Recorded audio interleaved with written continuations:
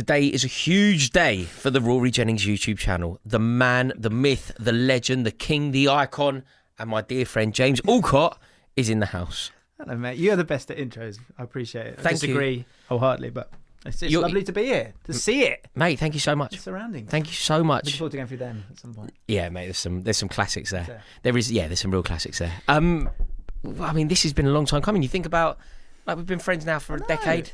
And we had a horrible realisation that the back end of last year, we'd not seen each other all year, which is bizarre, isn't it? I know. So this is good, and it's not that far of a drive either. No, it's a dream. It's a dream.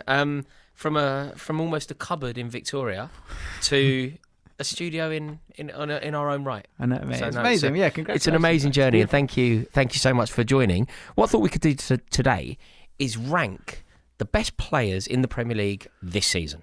Okay. And obviously, it's a really difficult thing to do. It's a very fluid concept. Part of the reason it's so difficult is because if you're doing it purely on today, what does that mean for some icons who are undoubtedly icons, but perhaps they're not having their best season? Yep. So ultimately, we're setting ourselves up for a failure. Hugely. We're going to get it wrong. Everybody's going to be livid in the comments. Absolutely. But we will do our best. Yeah, and it's always a bit of an amalgamation because this is a bit Saturday socially, isn't it? Yeah. So I think whenever I have that discussion with the guys there, I'm going like, is this forever or this season? It kind of ends up being a bit of an amalgamation of the two. So that's what I've tried to do. I've tried to sort of bookend it as like this season and get away from like overall outrageousness. Yes, I think that is the way to do it. Yeah. I'm going to kick us off. Go on. I'm going to kick us off. My number 10, my 10th best player in the Premier League this season. I've gone for a player that I love, rate incredibly highly, and he's got his move. I'm going for Antoine Semenyo. Okay. I have Semenyo in here. Higher. So he has made it in there. Not outrageously higher. Okay. I don't know how you want to do it, if I want to reveal it straight off the bat or how you want to talk about it. I'll tell you, we'll come to it on your list. We'll come to it on your list. But I've gone for him in 10th, primarily because I think he's a class act. I think he's a brilliant player. But I struggle to put him any higher purely because I think sort of jeopardy, the level that you're playing at counts. So it's not everybody would agree with this, but I think being a brilliant player for Bournemouth is nowhere near as pressurised as being a brilliant player for City. So, you know, when people used to say things like this, you used to find it really frustrating. You know, when they go, James Ward-Prowse might break David Beckham's goal-scoring free kick record. Yeah. And you're like, okay, I don't care if he scores more goals from free kicks. He's not better. Right, yeah. Because scoring free kicks for Southampton that probably mean nothing, a consolation goal. But surely Semenyo's scoring goals for a less. I always think like a player that's doing well in a lesser side, isn't that more impressive because they're getting less like opportunities, less shots, less of the ball, less caliber around them. Yeah, I mean you can certainly argue it that way. I just think that I always kind of strive. I think excellence. I always think doing it at the top is more impressive. You know, when people were perhaps snide about certain players' careers, like you've heard recently, I've seen it quite a lot. Like Paul Scholes, people have decided to be quite sneery about Paul Scholes' career. Terrible off the ball and all that nonsense, right? Right. My argument, and I can't really be bothered to have the argument, but I just think he was an ever-present in the best teams ever assembled at the biggest club in the country. I don't care about any of your metrics. Like, there's someone I've got really high up on this list, and there's a really great conversation to be had about him for the similar reasons and it actually makes it harder to judge him. But he's way up the top. Okay, mate. Well, we look forward to that. Who have you got in 10th? So I'm just chucking him in. It's sort of like a sneaky 10th spot. He's had some good moments. Could have huge moments between now and the end of the season. I've gone for Cherki just because I just adore watching him. I think there's so much conversation about how difficult football can be to watch at the moment. I think the antidote to that is actually quite an optimistic one, and it's players like Cherki. Yeah, I've got him a bit higher. I just love him. Yeah, I think you're absolutely right. I think the word you just used, as well, did you say antidote? Yeah. You're so right. He's an antidote to modern football. Yeah. He is the epitome of what football should be, and you're right, the antidote to this formulaic, possession-based, possession for possession's sake system footballer. Yeah, he's exactly what the Premier League and football needs, and unfortunately he's here. A bargain as well. And I think he could be utilised more. I think he could get to sort of higher heights, and I think he needs to be given the keys a bit when it comes to. Do you think the brilliance of Cherki? Do you think it paints Phil Foden in a slightly negative colour? I think it puts pressure on him to be better, and for me, it makes me look at his mindset's maybe the wrong word, but like there's a sort of comfortable confidence and drifting towards the right kind of arrogance with Cherki. He wants to just like figure it out. I think there's not that arrogance sometimes with Foden. I think he's maybe a bit too sacrificial, and maybe him being around Cherki will allow him to kind of do that a little bit more. He's dropping a bit deeper, Foden, which is why maybe the numbers aren't there like they have been in that year when he won kind of Player of the Year. And when he did, I think De Bruyne was out, wasn't he? And he had to be the guy, and it worked. Between then and now, not kind of lost it, but you know, as you go through your 20s, you kind of have like any player. Semenyo, going back to him for a second, he could be a real difference maker this year for Man City because he's coming with great momentum, energy, confidence. If he does brilliantly, there'll be this new set of pressure that he has to deal with next year, where it's like, come on, which is the pressure you're talking about. Yeah. So I think Foden has had to battle with that over the last couple of years, and there's been so many examples of that over the years with different players, and so Foden's in that place right now, and Cherki, I think, is just having a better time. Yeah, he's class. And do you know what he is? He's one of the only risk takers in the Premier League. Like, he takes risks. And naturally, you give the ball away when you take risks. Yeah. There's nothing wrong with that. Some of my favourite ever players would make mistakes and give the ball away. Arjen Robben would often be dispossessed. Joe Cole would often try something that wouldn't work out. But that's almost a positive. Because if it works, you basically score a goal. Yeah, and the sort of...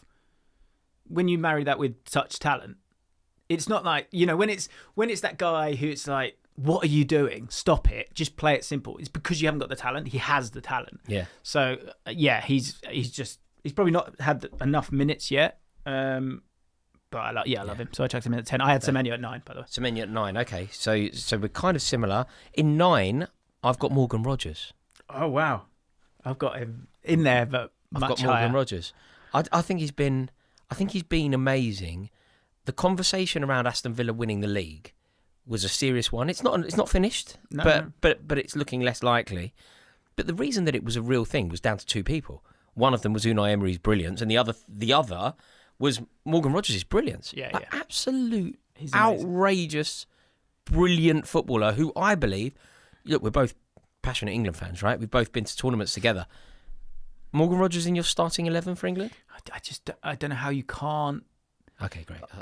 Put him in at the moment, like, because he's fulfilling everything that you need from that 10, right? And he's been playing as well. It's going to be an interesting debate, like it always is when it gets to the summer, when you've got, if Palmer's fit and playing well, and you know, there's so like, and someone's going to miss out as well. Morgan Rogers made himself indispensable. Like, I feel like he's had such a good season, and football should always be that meritocracy where the England team is picked based upon the data that's occurred that season. Yeah. Morgan Rogers has to play.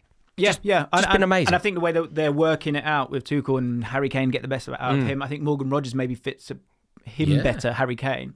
Yeah, he's right up there actually for me, Morgan Rogers. Okay. I won't sort of divulge his number maybe just yet, but yeah, I think he's so talented, and it's interesting. Like, I think you can. Yes, they got the same celebration, him and Palmer.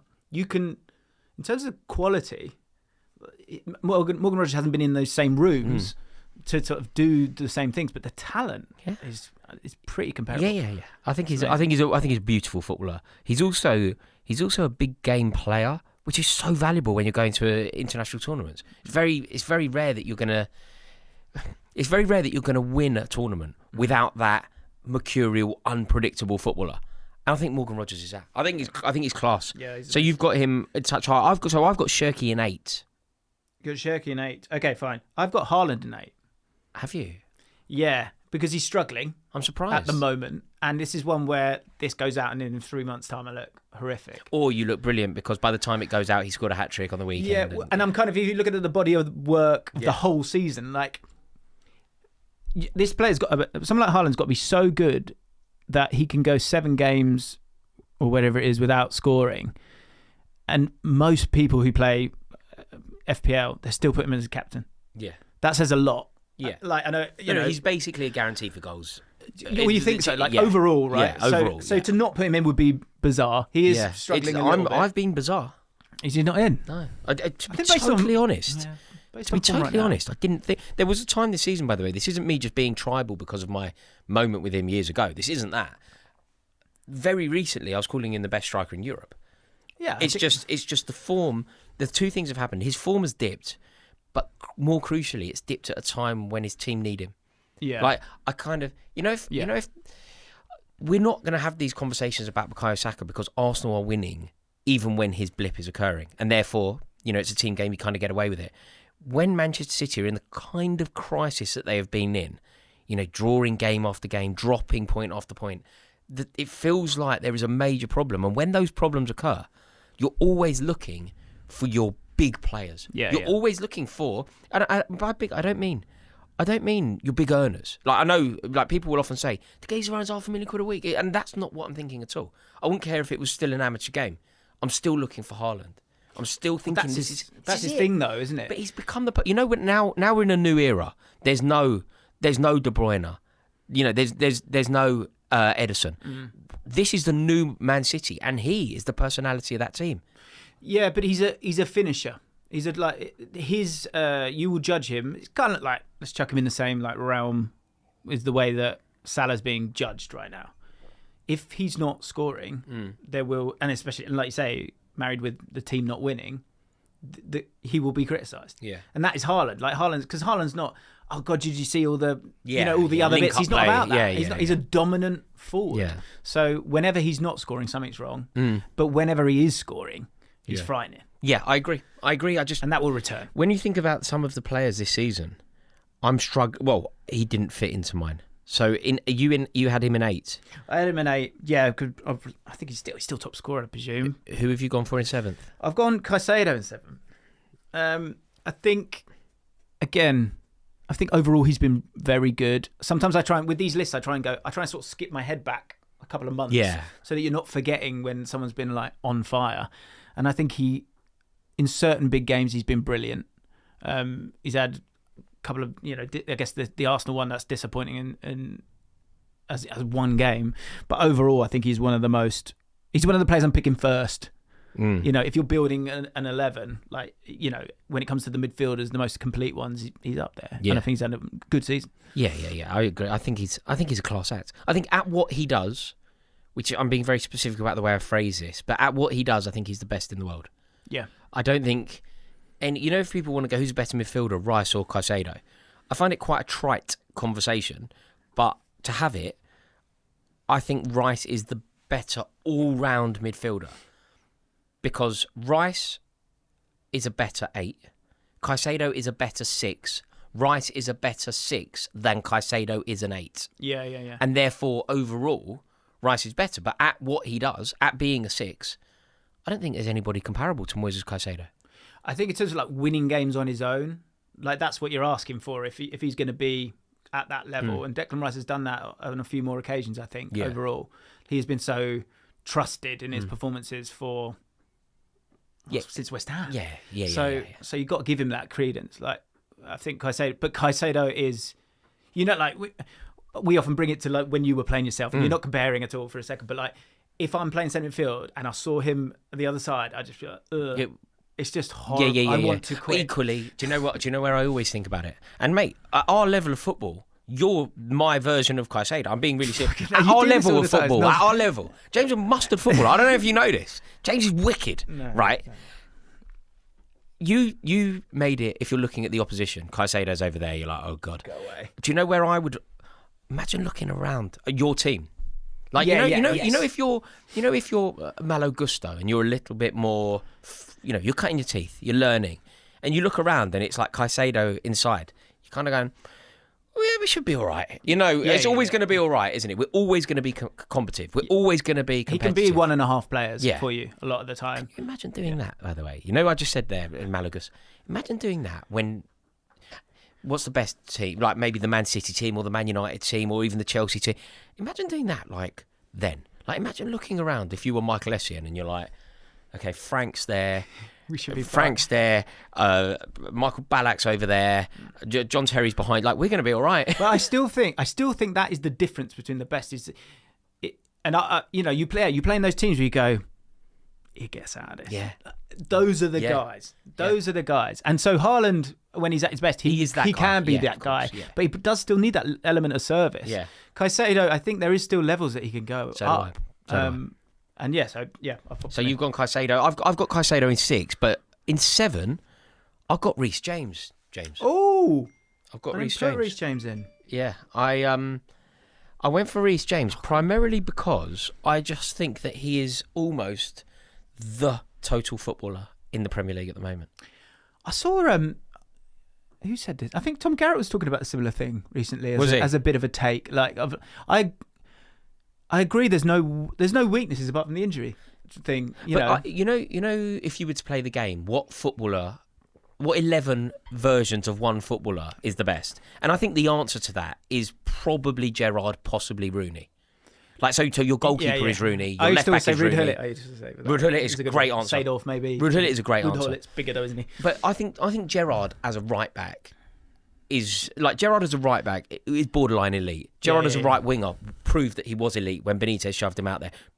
Gerrard is at any position in the midfield we don't need to discuss. Gerrard off Torres as a front man. And similar for Rooney. Like Rooney went in goal and was wicked. Yeah. I think that if you did that game of the modern game, 11 Reece Jameses is the best. Does it beat 11 Caicedos? Yeah. Reece James as a centre half. Reece James as a left back. Reece James as a centre forward. Like, he's got a great eye for a goal. He played centre half against Liverpool. I think Reece James is better in front of goal than. Do you know what the issue I have?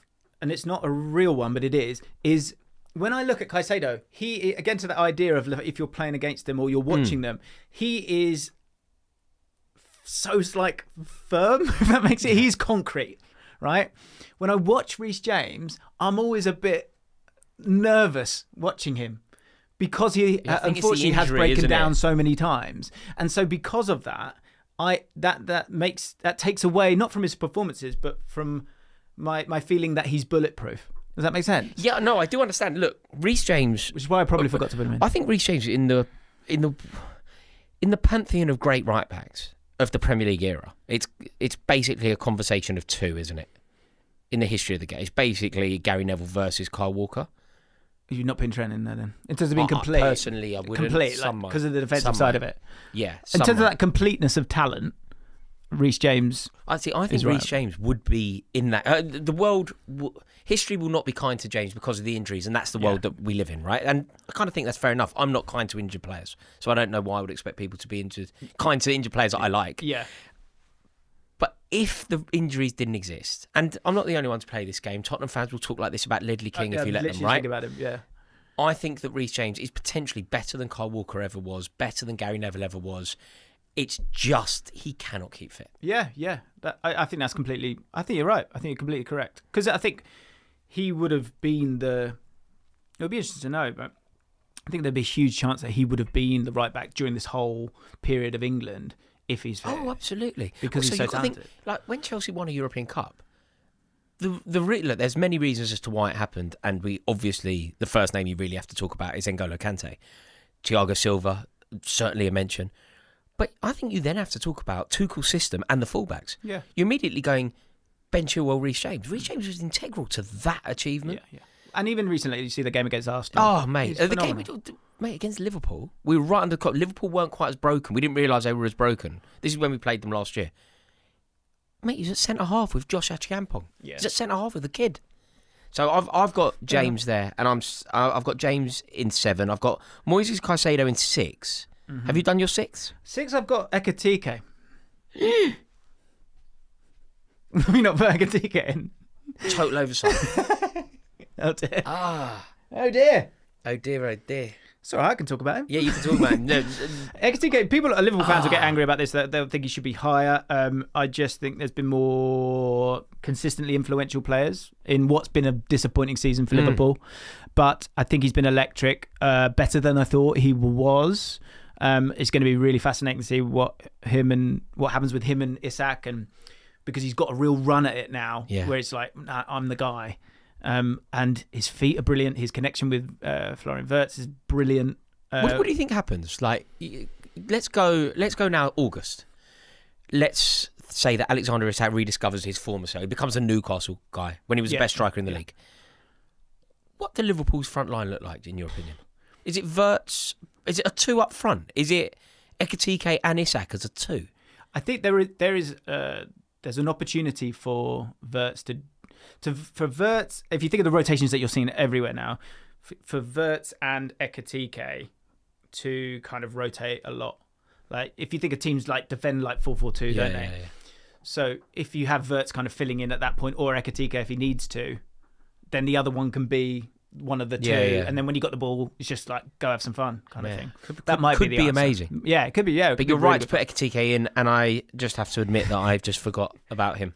It's these things just completely slipped my mind. I forgot Reece James. You're right to put Ekitike in though. He has been, he's been the jewel in the crown of a transfer window that he was almost an afterthought of. Yeah, he was the B-side, wasn't he? Of the in terms of the all of the discussions, the hipsters have got it right. Shout out to Amir, who said he was big on it. He was like outrageously big, and I was thinking, steady, because you might, if in a different world, Isak's in. There's the pressure of the money to play him as much as for him to do it. Yeah, I just thought they were going to coast to the league. I know it all went a little bit wrong. Like the pursuit of him was unedifying for everyone, and then the injury is just a horrific collision, like ridiculous tackle in my opinion. He scored. Scored. Yeah. It's just a terrible tackle. But you just never know, do you? And it takes a minute. I think, there's still so many things to be answered with Liverpool. No, Ekitike would have been in my list. I just completely forgot he existed. So I had, in 5, I've gone Bruno Fernandes. He is, I've got him higher. Higher than 5? Yeah, I've got a rogue one in 5. Go on. I've got Jared Bowen. That's not right. Like that's as wrong as me leaving Ekitike out. No way. Yeah. Jared Bowen is a phenomenal footballer who is like dragging this West Ham team, and they're not even out of the relegation zone. I just think he's wildly underrated, wildly disrespected. I think West Ham fans will let us know in the comments that you are so fortunate you've got him at the club. They would be so far adrift if he wasn't kind of part of it. Maybe it's a bit like recency bias because I saw him demolish Jarrell Hato. That worst left side. Badiashile, Hato and Garnacho. Brian was like, oh, lovely. No, I saw him in the FA Cup. So I saw him live and I was just like, wow. And every time I watch him, I just think he's amazing. Did he give Jimmy Dunn the runaround? He gave, it was our left back, I can't remember, Norrington Davies, who's like, he should be getting done anyway. But I just think he's completely disrespected. I think people would be losing their minds over him. If he'd gone to Liverpool this year, he would be amazing. Do you think he's such a good finisher? Do you think he's sort of the next cab off the rank then? Like Semenyo's gone. Do you feel like he's the next? I think if you're his agent, you wouldn't be devastated if West Ham went down. Yeah. Elise went. Eze went. Right. Semenyo went. Do you feel like the next one is Bowen? Do you think he's ready to do it? He's married to the wrong girl, isn't he? That's the thing that's what makes life, not the wrong girl, you know what I mean? Like that's what makes life a little bit more difficult for him. I think he's amazing, and I think when I see him for England, he has a different tempo to these other players. He's a bit more of a scurrier, and I think so people kind of not dumb him down, but they don't give him like the aura that he deserves, and I just think he's amazing. I think he's absolutely amazing. Also, so it's like the biggest moment in West Ham's history for 40 years? Nearly 50 years. Honestly, prior to they won the cup, didn't they? And they beat Arsenal. I think if you watch, obviously, and why would you? But if you watch West Ham games this season, he is the only thing. Yeah. Like the only thing. Yeah. So maybe he's a bit too high. Mate, no, fair enough, mate. I like it. It's a road shout. I went Bruno Fernandes. Did you say that we're going to speak about him? Is he still coming for you? I'll tell you, he's third. Ooh. I've got him third. Okay. How is Bruno Fernandes the best playmaker in the league? Is he or sort of like the best? Do you mean by like the best creator? Yeah. Like statistically, I know. I think statistically, he absolutely is. Yeah. And he's like, what is he? He's 9 away or something. And we've got, obviously we're only in February. I know. To the record. Yeah. So he was the player I was talking about in terms of because he's been at Man United, and they've had these years. Like his numbers have been like ridiculous. I was talking about this week on the Ripple Effect about him and Kevin De Bruyne, and how on earth do you compare those two when De Bruyne has been winning things and in these amazing trebles, teams, but within that you're with all the best players in a great system with a great manager and everything's stable. Whereas Bruno has had to deal with a lot, and he's just And he's got better and better and better. I think he's amazing. Do you know what I hold massively against him? Do you think this is too harsh? When Manchester United lost to Tottenham in a European final, I find that that sentence doesn't make sense. He's the captain of that team. He was the captain of a Manchester United team that lost to Postecoglou's Tottenham in a European final. I just like you. But do you think I can only see you, so I just don't think that. Do you think any other player does better though? Do you think any other?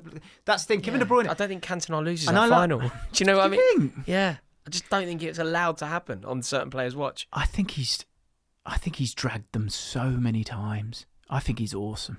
Yeah. My respect for him has gone up year on year. And why did he not get the move there? Like when Manchester United clearly weren't. So you said De Bruyne is doing it, surrounded by the very best, for the very best.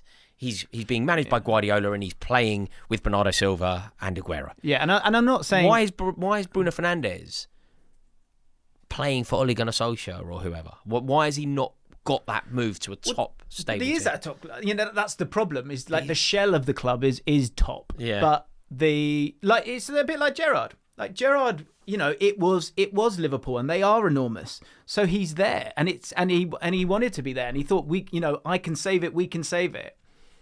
So it's similar in that sense, but you don't sort of turn your nose up at Gerrard. You sort of applaud him for it. Like if he was just about trophies, and Bruno Fernandes, could have been sold kind of a long time ago. But this is the problem. You can't. And I'm not saying he's better than De Bruyne. No, I'm saying he's on his own little island. Yeah, this is what I said. Like better than Odegaard and comparable to the best, but obviously the trophies make it impossible conversation. I struggle to find. This is what I said on the pod. Is like he's on his own island. Like, I can't think of another player who's had to go through the same thing and do as well as he's done. Yeah, I'm sure. So the only name I could think of was Matt Letizia.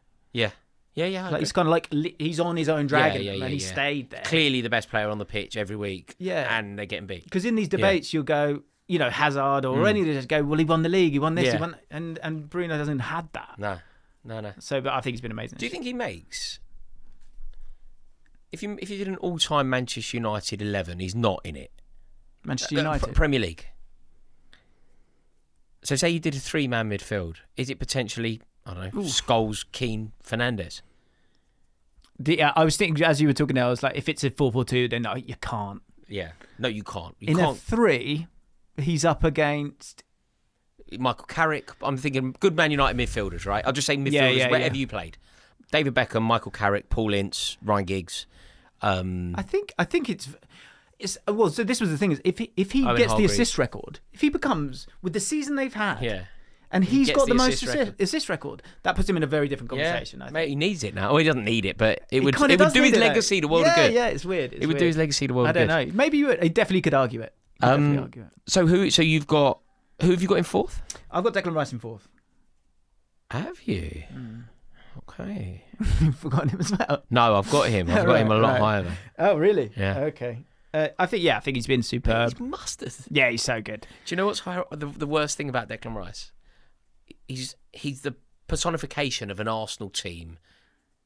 He's the captain de facto, and it's an Arsenal team that I really don't want to succeed. And yet I really like Declan Rice.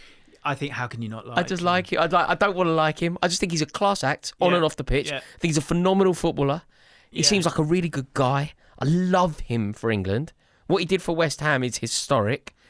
I just don't know how anybody can have a pop at him. Yeah, and I think this season. So, like, if I was ever able to manage a team, and you look at the players that you've got, I'd have a look around, and like we've spoken about a few of them, Caicedo and Kante and Rice. If that player has the stamina and the energy, like the will, like all those things, to be 2 players. Yeah. Let them be 2 players. Because then all of a sudden you've got 12 players. Yeah. Right? And I think with Declan Rice, at West Ham, they allowed him to be another player. Yeah. He's just the midfield. Because he's like a horse, isn't he? Yeah, He's just like galloping everywhere. He's just got such stamina, right? He never, I won't say it. He's rarely, I'm not going to say it. But the thing, and the conversations I've had over the years or whatever, with, say, like Clive Palmer, like about him, everyone's kind of going, he's great. Everyone feels he's a bit sort of on a leash. And in that Arsenal team, it's hard to get them off the leash because they don't play without outrageous like pace. But he's kind of allowed him to do that, where he can drop deep and get on it. he can bomb on a little bit more as well and get himself some goals because he's technically miles better than people give him credit for. That's the one flaw in his game, I think. The one flaw, when you think about how well he can hit a ball, when you think about how well he can pass a ball, when you think about the ability from dead ball situations, you're like, why are you not scoring 15 goals a season? I think that's possibly the way they play as much as I agree. It's a very congested penalty area. There's a lot of goals from as everyone's spoken about the set piece and stuff like, which he's creating a lot of from his corners and things. I just think he's amazing. And often with these things, I think, who am I picking first? Yeah, and I think he's one of those guys again that you want to really 100%. Get into. So you had Declan Rice in fourth. In fourth, I had Zubamendi. Oh wow, he's not on my list. I think he's brilliant. Yeah, he's annoyingly good as well. He is. I do like him. Do you know what he is? He's that sort of metronome. Yep. Keeps it all going. He's always that. It's so brilliant. You know what I used to find so frustrating about very good footballers who just didn't really do anything. Kovacic, like brilliant player, so beautiful on the ball, but do you affect the result of the game enough? Zubamendi's like that, but just progressive.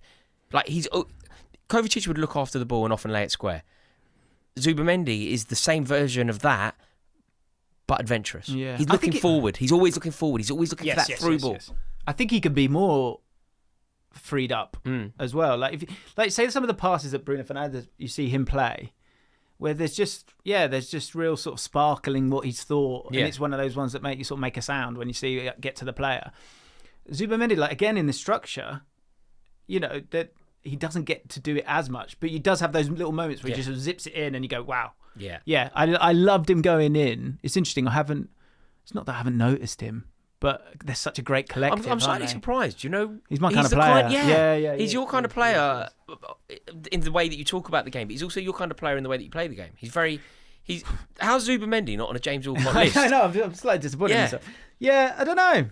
I think when I think about Arsenal midfield, I think of Declan Rice first. Yeah, so I think that's what's occurred. That's fair. Who did you have in fourth?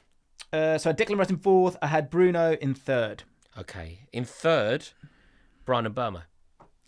Yeah, he's just outside of my 10. I just think he's too good. Yeah, I think it's fair. I think it's a fair one. I think I've and his connection with, I think good players like each other.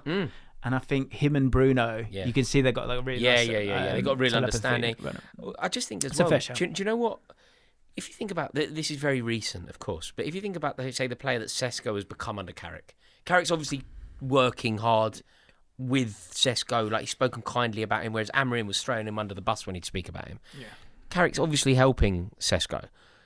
The fact that Brian Mbeumo has kind of been taken out of his position to play as a striker, it's taken the weight off of Sesko. He's almost been so selfless. He makes Cunha a better player. He makes Fernandes a better player. He himself is a great player.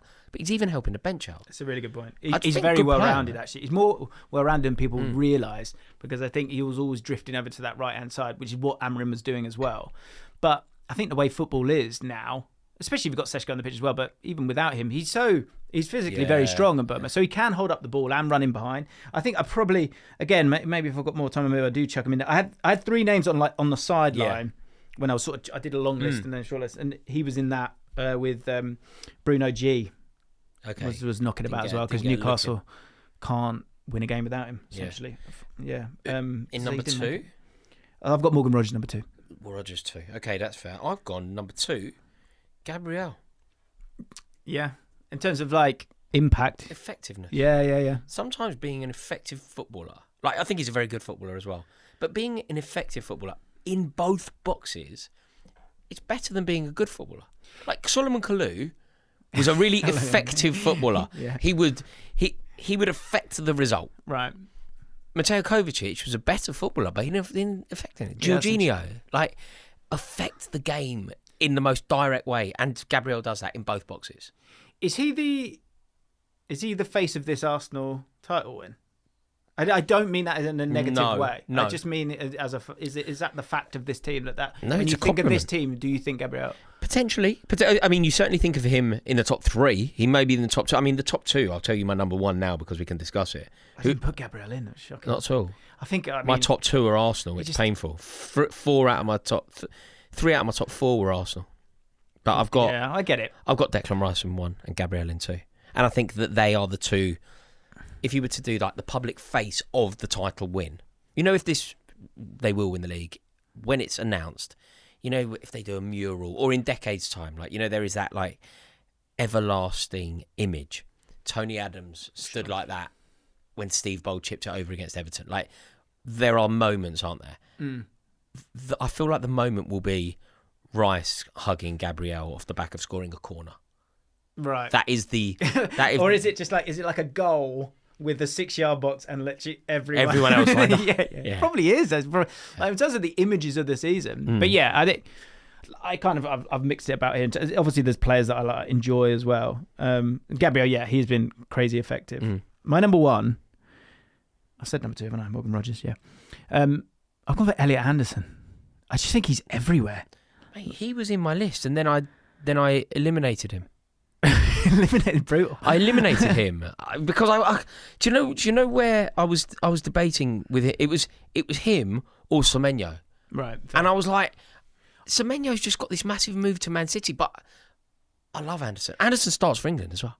Oh yeah, mate. He's the closest thing to Gerrard there is in the league right now. And this kind of, it probably depicts like our brains a little bit. I'm kind of trying to get the like underdog small team guys in. Yeah. Like you're like completely correct in terms of those, you know, the teams that win the league got the best players, right? He is I love players that are in a rush. They got their sort of like an aggression to them. He's sort of defensively strong. He takes the ball on in areas that, you know, others wouldn't, and he feels comfort in that, like Gerrard would.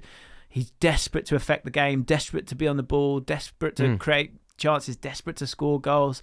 He will go for a lot of money, and whoever gets him, you've got someone who is just unbelievable, like an incredible six. I'm amazed at how the rise of him, and I have no questions about his mindset either. I think I don't see him having like a difficult patch, you know, mentally, like in the sense of confidence, right? I think he's awesome, man. I agree. I think he's awesome. Do you know where I really noticed it? Where I just suddenly thought, this guy is just a different class. I watched Forest play at home against Tottenham. And Tottenham's away form is good, by the way. Like it's not a walk. It sounds like I'm picking a fixture that's kind of seen as being a walkover. It's not. But it was a walkover. Forest won 3-0. And it was Anderson up against like Bentancur, Gray, and you could just suddenly see that you know, that overwhelming presence, just that overwhelming, dominating midfielder. Yeah. Anderson won them the game. Like, it finished 3-0. I think Hudson-Odoi scored. But Anderson was clearly man of the match. Like, best player on the pitch by a country mile. He's unreal. And, so complete. And same with England, it was the Serbia game. I was just like, he was a single pivot on his own. They had like six up, and he's on his own. That's dangerous. I know. But he was like, let me sort it. Yeah. I think he's awesome. So he's been my favourite player this season. Fair enough. And I've gone for Declan Rice. I just think for every reason that we've spoken about, Declan Rice. Anderson and Rice. If England don't win a World Cup, the two best players in the Premier League. Morgan Rogers number 2. Yeah, mate. Surely, there we go. James, it's a joy. Thank you so much, mate. It's always an honour to talk football with you, and I really appreciate you finding the time. I'm good, mate. Thank you so much. Thank you to everybody for watching. Make sure that you let us know your thoughts in the comments below, and do us a favour. Make sure that you click the link in the description below. You'll find a link to James Allcott's YouTube channel there. Outrageously brilliant football content waiting for your gander. Thank you for watching, and we'll see you on the next video. Ta-da.